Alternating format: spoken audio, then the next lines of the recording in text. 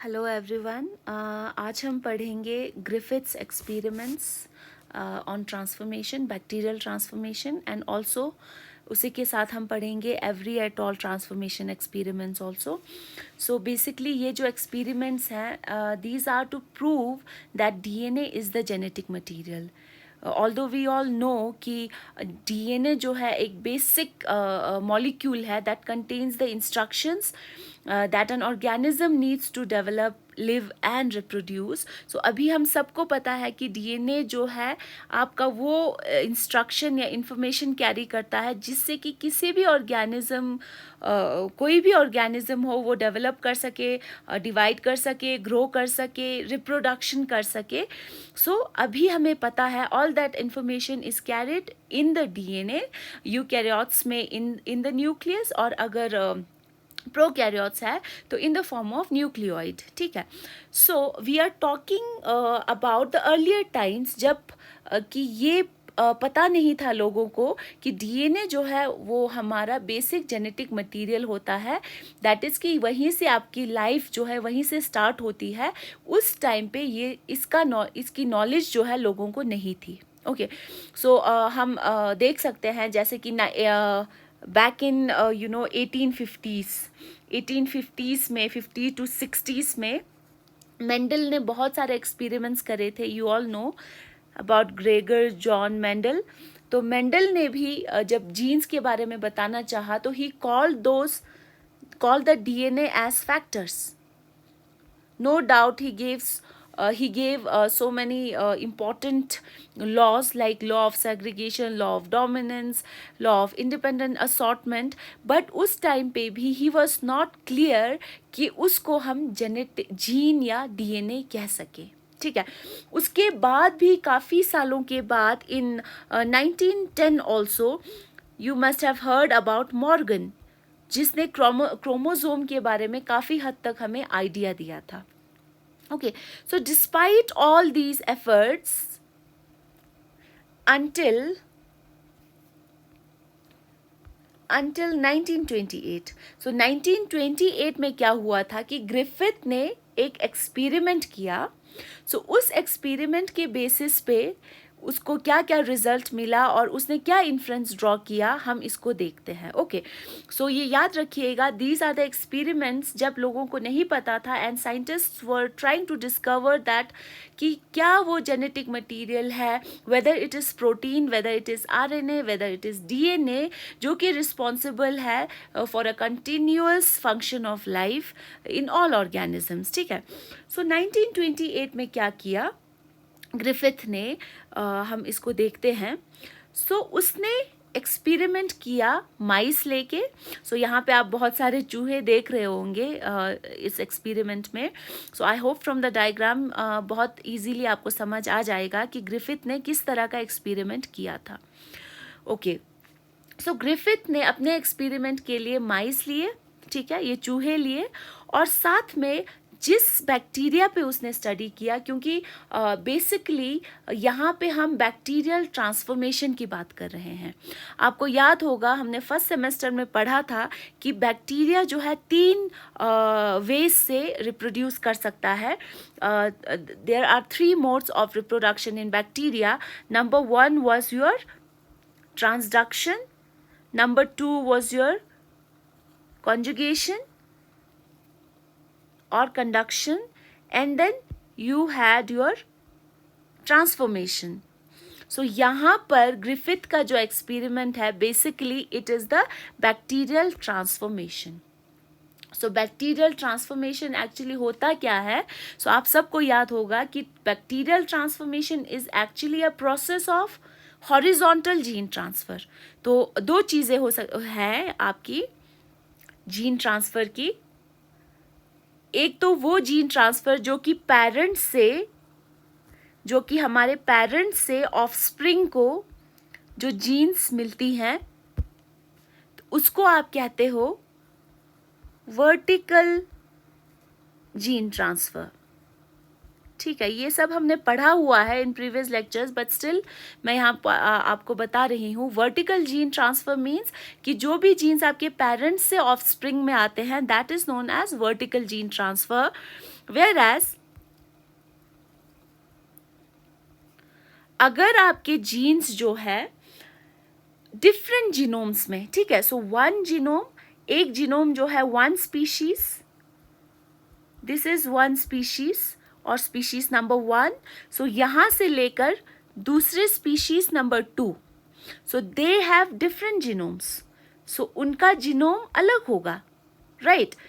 सो यहाँ से अगर एक स्पीशीज से दूसरे स्पीशीज में जीन का ट्रांसफ़र होता है तो उस टाइप के जीन ट्रांसफ़र को हम क्या कहते हैं, हॉरिजॉन्टल जीन ट्रांसफ़र. इसको हम कहते हैं horizontal gene transfer. Okay, so parents से ऑफस्प्रिंग को जो आता है उसको आप वर्टिकल जीन ट्रांसफ़र कहोगे, और एक स्पीशीज़ से दूसरे स्पीशीज़ में, या यू कैन से with in between different genomes अगर आपका जीन ट्रांसफ़र होता है, उसको आप हॉरिजॉन्टल जीन ट्रांसफ़र कहते हो. So when we are talking about transformation, that is bacterial transformation, so transform मतलब change होना, so we are talking about horizontal gene transfer here, not vertical gene transfer. ठीक मिराले? Okay, so this is just an introduction. So now हम will come back to our experiment where Griffith was conducting his transformation experiments. So उसने bacteria जो लिया अपने study के लिए, तो उस बैक्टीरिया का नाम है स्ट्रेप्टोकोकस निमोनिए. निमोने, NEAE, okay. Pardon my handwriting. So Streptococcus pneumoniae जो है आपका बैक्टीरिया, वो स्टडी के लिए लिया गया बाय ग्रिफिथ. और स्ट्रेप्टोकोकस निमोनिया के जो है अलग दो टाइप्स हैं. One is your smooth type of Streptococcus pneumonia and the other one is rough. Okay, so basically smooth जो है उसके अराउंड आपका, उस बैक्टीरिया के अराउंड आपका एक कैप्सूल प्रेजेंट है, जिसकी वजह से smooth type of Streptococcus pneumonia या smooth type of this bacteria is virulent, और you can say it is very pathogenic. So आपको पता है पैथोजेनिक का क्या मतलब है. That means this bacteria, this type of bacteria is capable of causing disease in the host. वो जहाँ भी एंटर करेगा वहाँ पे वो डिजीज कॉज कर सकता है और वहाँ पे जाके पैथोजन का काम कर सकता है. तो दैट इज योर पैथोजेनिक और विरुलेंट स्ट्रेन और विरुलेंट टाइप. ठीक है. सो रफ जो है आपका, that is opposite to the smooth type of bacteria. यहाँ पे आपका आउटसाइड कैप्सूल जो होता है वो प्रेजेंट नहीं होता है, और रफ जो होता है आपका, that is non virulent. So this is not virulent and also this is non pathogenic. So ये जो है पैथोजेनिक नहीं है, रफ टाइप वाला आपका कोई डिजीज कॉज नहीं करेगा. वेयर एज जो आपका smooth type of Streptococcus pneumonia bacteria है आपका, that is capable of causing disease in its host. ठीक है. इजाम शीतु अबोर्चनोकी, ग्रिफिथ ने जो बैक्टीरिया लिया अपने एक्सपेरिमेंट के लिए उसका नाम स्ट्रेप्टोकोकस निमोनिया है, और उसके दो टाइप्स हैं, स्मूथ और रफ. और स्मूथ जो है आपका विरुलेंट या पैथोजेनिक है, और रफ जो है नॉन पैथोजेनिक है. ठीक है. ओके, नाउ मूविंग ऑन, ये आपको याद रखना है, राइट. सो इसी में स्मूथ के भी आपके बहुत सारे स्ट्रेन्स हैं. स्मूथ टाइप ऑफ बैक्टीरिया जो आपका स्ट्रेप्टोकोकस निमोनिया है, इसमें भी आपके बहुत सारे स्ट्रेन्स हैं, like S1, like S2, S3. ठीक है. उसी तरह से in rough type of Streptococcus pneumonia also you have different strains. For example you have R1, you have R2, you have R3. ठीक है. तो जब भी एक्सपेरिमेंट्स हुए उसमें मेजरली जो है ग्रिफिथ ने S3 वाला स्ट्रेन मेजरली यूज़ किया, और यहाँ पे रफ जो उसने स्ट्रेन यूज़ किया, सो majorly he used R2 strain of Streptococcus pneumonia. ठीक है. I hope you understood this कि कौन सा बैक्टीरिया उसने स्टडी के लिए लिया. यहाँ तक अगर आपका बेस बन जाता है, for now it will be very easy for you to understand कि उसने बेसिकली इस टाइप के स्मूथ और रफ टाइप के बैक्टीरिया लेकर उसने क्या किया आगे जाके। ओके ओके, सो आप यहाँ पे डायग्राम में देखिए। सबसे पहले first of all you will see rough strain, ठीक है। सो रफ स्ट्रेन और आर कौन सा, R2, यहाँ पे मैंने बताया था R2 उसने मेजरली यूज़ किया था ये वाला strain. So rough strain that is R2। So ये आपको जो ब्लू ब्लू दिख रहे हैं, these are nothing but your bacteria जो कि रफ हैं, ठीक है। सो अब ये रफ स्ट्रेन वाला बैक्टीरिया जो है उसने इंजेक्ट किया एक हेल्थी माइस में। सो सबिलिगिनंग कुआ ई बैक्टीरिया वो कहते हैं ना इंजेक्शन सोचला कोई बैक्टीरिया वो इंट्रोड्यूस जोश क्या बैक्टीरिया वो इंजेक्ट जोश क्या सबिलिगातांश क्या। तो अब आपको पता है कि रफ स्ट्रेन जो है पैथोजेनिक है कि नहीं, पैथोजेनिक इन ओमन ओगले no, it is non pathogenic. You all know, अभी मैंने बताया था कि रफ स्ट्रेन जो है आपका नॉन पैथोजेनिक है। So what is the expected result कि आपका रफ स्ट्रेन डालने से माइस को कुछ नहीं होगा, because these bacteria rough strain wala jo it doesn't have the capsule around it which is required to make to cause disease in mice and उसके बाद mice मर जाए। but यहाँ पे rough strain डालने से mice को कुछ नहीं हुआ और mice जिंदा रहा। okay, now coming to the second experiment, Griffith ने क्या किया कि उसने अब कौन सा स्ट्रेन लिया, S3, that mean smooth strain of bacteria लिया ना। यहाँ पे हमने अभी बात की थी कि स्मूथ का मतलब है it has the capsule outside, capsule है उस बैक्टीरिया के बाहर। So and it is pathogenic. अब ये क्या है, पैथोजेनिक है।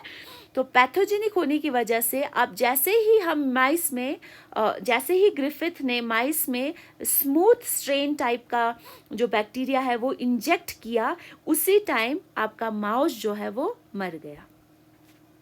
Okay, so here you can see the mouse dies, right. Now moving on, third type में उसने क्या किया, यही स्मूथ स्ट्रेन जो है आपका, जो कि आपका इन्फेक्शन कॉजिंग, इन्फेक्शियस है, विरुलेंट है और यू कैन से पैथोजेनिक है, इसको हीट किल किया। सो दैट मीन्स इसी को जो कि अभी विरुलेंट था, जो कि इस माइस को मार रहा था, उसी बैक्टीरिया को उसने हीट किया या इसको मेतांस देखो उसने क्या किया, इसको हीट किया और हीट करके किल कर दिया इस बैक्टीरिया को। Now these heat killed bacteria are introduced in the mice. तो क्या होना चाहिए, अब बैक्टीरिया को हीट करके उसने किल कर दिया, उसके बाद माइस में हम डाल रहे हैं। सो दैट मीन्स अब माइस सर्वाइव करेगा कि मरेगा, इट विल सर्वाइव। तो माइस आपका जिंदा रहेगा इस केस में, क्योंकि आपने स्मूथ स्ट्रेन को हीट करके मार दिया। ओके, तो ये तीन चीज़ें बहुत सिंपल हैं, क्योंकि फर्स्ट में आपने रफ स्ट्रेन डाला दैट इज़ नॉन पैथोजेनिक, इसलिए माइस जिंदा रहा। सेकेंड में स्मूथ स्ट्रेन डाला विच इज़ विरुलेंट, इसलिए माउस मर गया। थर्ड में स्मूथ स्ट्रेन को जो है आपने हीट किल किया और उसके बाद डाला, and that is how your mice again lives, तो वो जिंदा रहा। Now the most important and most interesting part of his observation was in his fourth experiment. अब फोर्थ एक्सपेरिमेंट में उसने क्या किया, just a second, okay. So fourth experiment में उसने क्या किया, उसने रफ स्ट्रेन लिया लाइव, रफ स्ट्रेन जो कि अभी मैंने बताया था आपको दैट इज नॉन पैथोजेनिक, ठीक है। सो ये ब्लू वाले जो है they are not capable of causing disease, so ये माइस को नहीं मार सकते। सो हमने लाइव रफ स्ट्रेन वाले बैक्टीरिया लिए और साथ में heat killed, so that means इन दोनों को मिक्स, एक ये नंबर 1 दिस एंड नंबर 2 ये। सो रफ स्ट्रेन जिंदा है, हीट किल्ड आपका मर चुका है, ये रेड वाले जो है मर चुके हैं बैक्टीरिया, ठीक है। अब दोनों को मिक्स करके जब इंजेक्ट किया, what is the expected result, तो आप खुद सोच सकते हो, हीट किल्ड जो है वो माइस को नहीं मार सकता, और साथ में रफ स्ट्रेन जो है आपको पता है वो नॉन पैथोजेनिक है, वो भी माइस को नहीं मार सकता। But the results were shocking, because जैसे ही उसने रिजल्ट देखा, जैसे ही एक mixture of heat killed smooth strain और रफ स्ट्रेन का डाला, वो माइस जो है मर गया। So the mice died. So how is it possible कि रफ स्ट्रेन जो लिविंग तो है लेकिन वो नॉन पैथोजेनिक है, और एक ऐसा स्ट्रेन जो कि जिसको हमने हीट किल कर दिया है, तो उन दोनों का कॉम्बिनेशन जैसे ही आप डालते हो तो उस टाइम पे माइस मर जाता है. सो इस रिजल्ट की वजह से ग्रिफिथ को जो है काफ़ी चीज़ें उसने इस एक्सपेरिमेंट से इन्फ्रेंस ड्रॉ किया. दैट मीन्स कि उसने क्या कंक्लूड किया उस टाइम पे, ये कंक्लूड किया, उसने कहा कि the live rough strain must have transformed the heat killed smooth strain into live strain. तो वही उसने बोला, उसने सोचा कि ये जो आपका रफ स्ट्रेन है, ये ब्लू वाला जो रफ स्ट्रेन है, इसने जो है ये हीट किल्ड जो आपके रेड कलर में है, इसको ऐसे ट्रांसफॉर्म कर दिया, कुछ चेंजेस इसमें ला दिए कि अब वो रेड वाला फिर से जिंदा हो गया. दैट मीन्स रेड वाला, दैट मीन्स हीट किल्ड, जो आपका हीट किल्ड स्मूथ स्ट्रेन है उसको जिंदा कर दिया माइस के बॉडी के अंदर. अब वो जो है it is capable of causing infection, और you can say it can now kill the mice. ठीक है. और उससे लगा कि there must be something that some process that आपका जो रफ स्ट्रेन है उसने जो है स्मूथ स्ट्रेन जो कि हीट किल्ड है उसमें कुछ ऐसा चेंजेस कर दिया, दैट इज़ हाउ कि अब वो माइस जो है वो फिर भी मर रहा है. सो बट स्टिल इस एक्सपेरिमेंट से ग्रिफिथ जो है he was not able to give a proper explanation कि क्या हुआ इस केस में, क्या वो चीज़ थी जिसकी वजह से हीट किल्ड स्मूथ स्ट्रेन भी अब माइस को यहाँ पे मार सकता है. सो दैट इज़ वाई इसके बाद ग्रिफिथ एक्सपेरिमेंट को आगे चल के एवरी एटॉल, यहाँ पे एवरी एटॉल का मतलब एवरी के साथ और भी लोग हैं, हम अभी देखेंगे आगे. सो उन्होंने इसी एक्सपेरिमेंट को आगे एक्सटेंड करते हुए समझाया कि ये क्यों हो रहा है. ओके, क्योंकि Griffith was not able to clearly make people understand कि यहाँ पे डीएनए है जो कि ट्रांसफ़र हो रहा है यहाँ वहाँ, रफ टू स्मूथ या स्मूथ टू रफ, बट एक वेग एक्सप्लेनेशन होने की वजह से वो नहीं बता पाया एग्जैक्टली कि DNA is the genetic material, और you can say DNA is the transforming material या ट्रांसफॉर्मिंग मॉलिक्यूल. ठीक है. ओके.